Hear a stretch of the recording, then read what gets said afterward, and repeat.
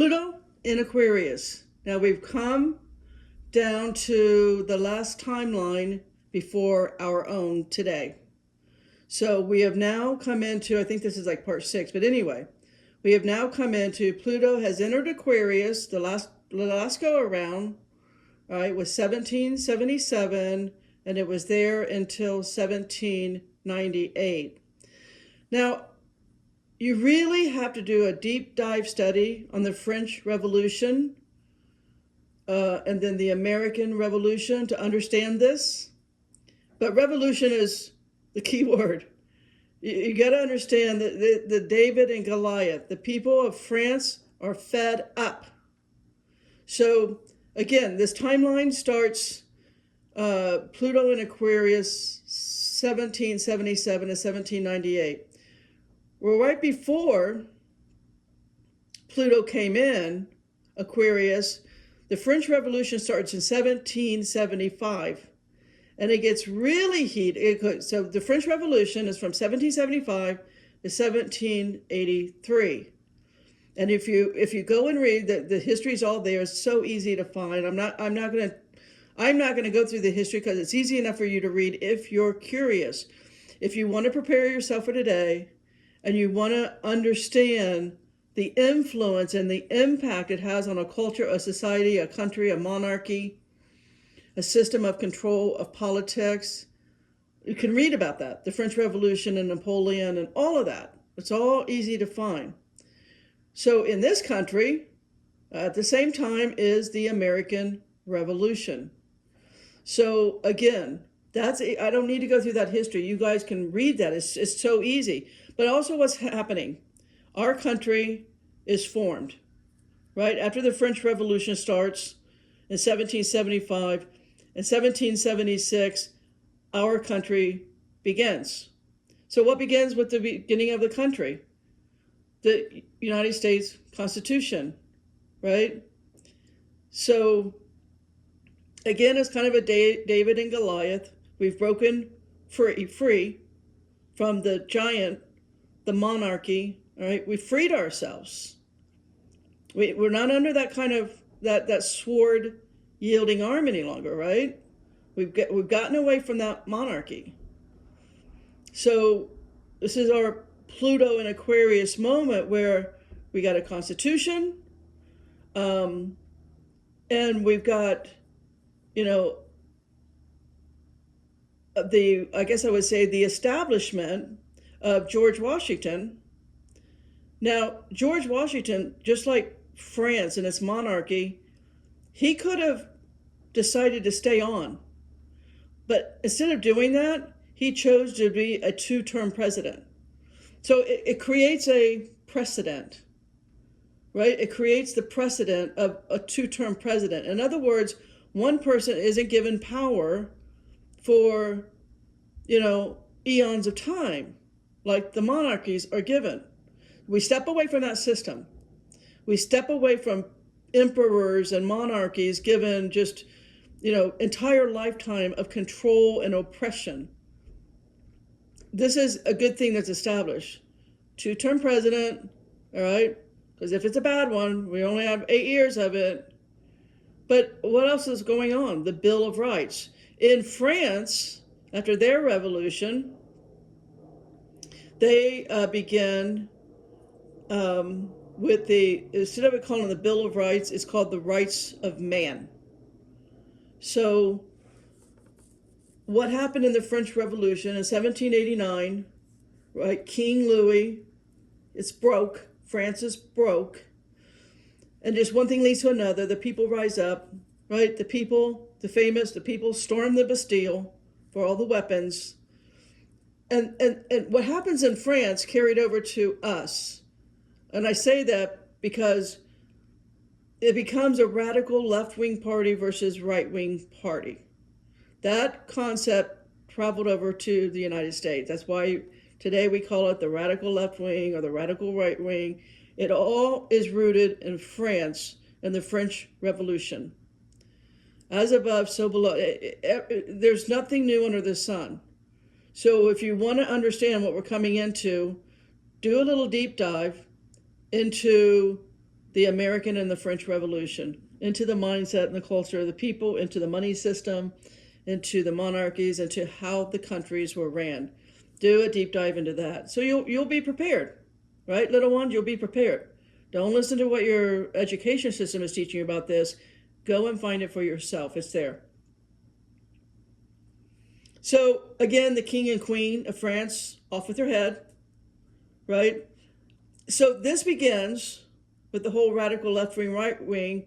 The guillotine is brought onto the scene, right? Literally, the guillotine was improved by the king, Louis, whose head gets cut off by it, as well as the queen. And the guillotine is the town square. It's like the town entertainment. Thousands of people are going to get their heads chopped off. So you can read about that. But it begins what is called the Reign of Terror.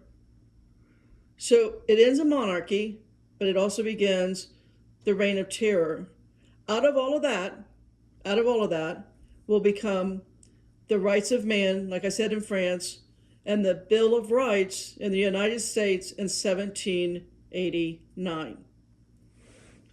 All right, that was the last timeline. Today, guys, Pluto has now entered Aquarius.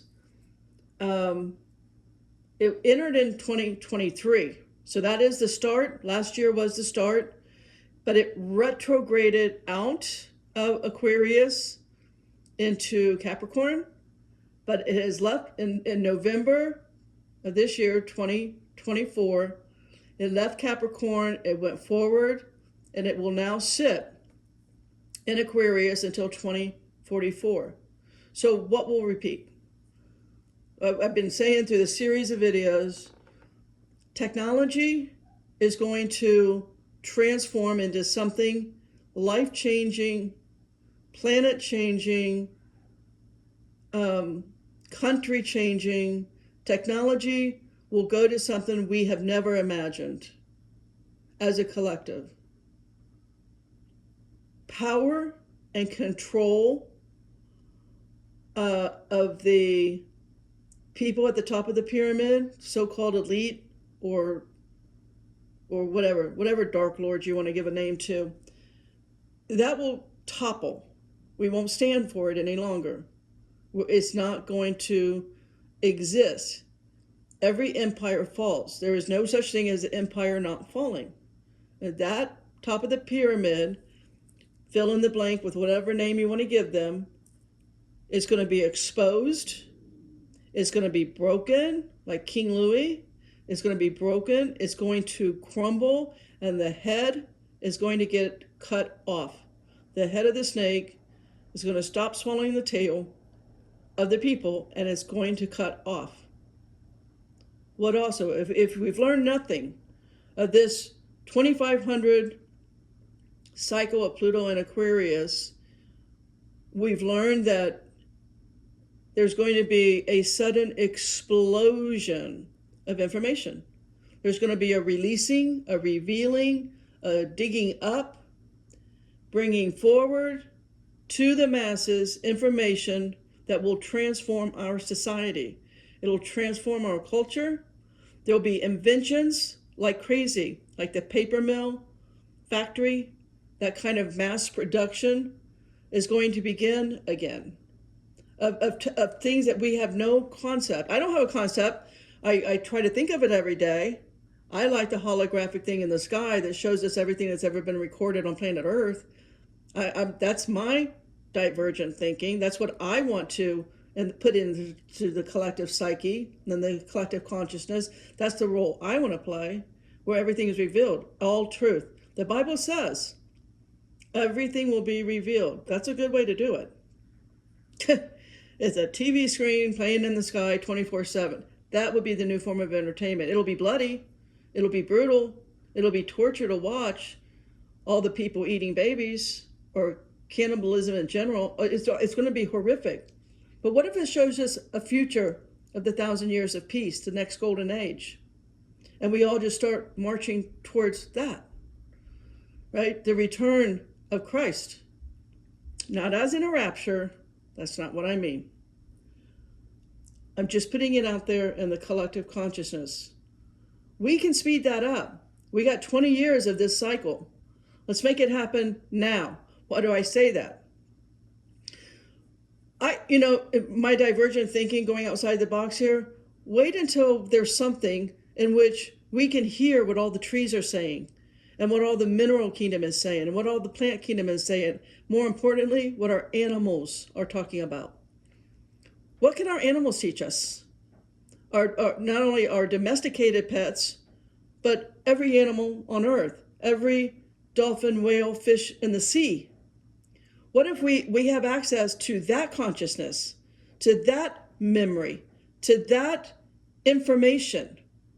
Can you imagine if we had devices in which no one can hide anything because every thought and every word and every memory is for the collective? There's nothing hidden. There's no such thing as a secret.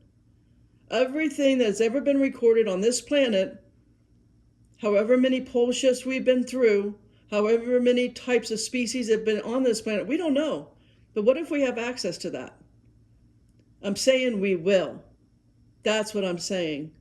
If you can take the Bible and get past the man-made edits, the pattern, the code, the real message is still there. But you got to get out of that literal mindset. And you got to read it understanding that our true God is not in the Old Testament. What if we have another Copernicus that's now probably in a young body, but it's a very old soul? Or Copernicus himself comes back around and says, hey, look, I discovered another thing about the heavenly cosmos. How will that change? How would it change? It says, no, let's invite in people from other planets, star systems. How is that going to look like for our moving forward? The churches are going to have an answer for you because they've been oppressing and repressing this information. So you're going to have to not be in fear, not go looking for answers in an old, snakehead system. And you're going to have to be curious. It's like, let me move this forward. Let this be our new reality. Let me be part of the solution. Let me move us forward into this golden age of peace. No more war, no more weapons. And let's all come together in one intelligent dialogue. Copernicus offered that up, and he was cut down. But that system of control is going to end. What will we do with that?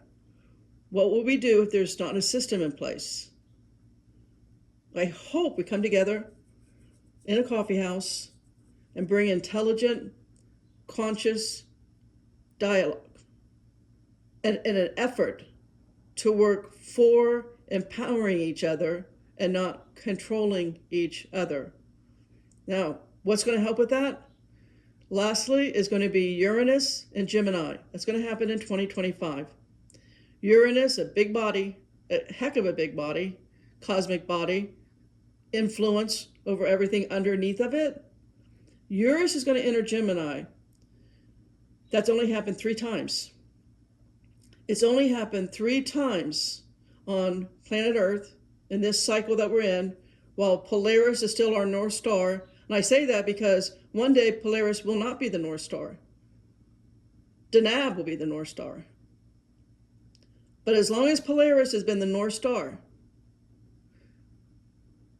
Uranus has moved into Gemini 3 times. Let's look at what 3 times happened.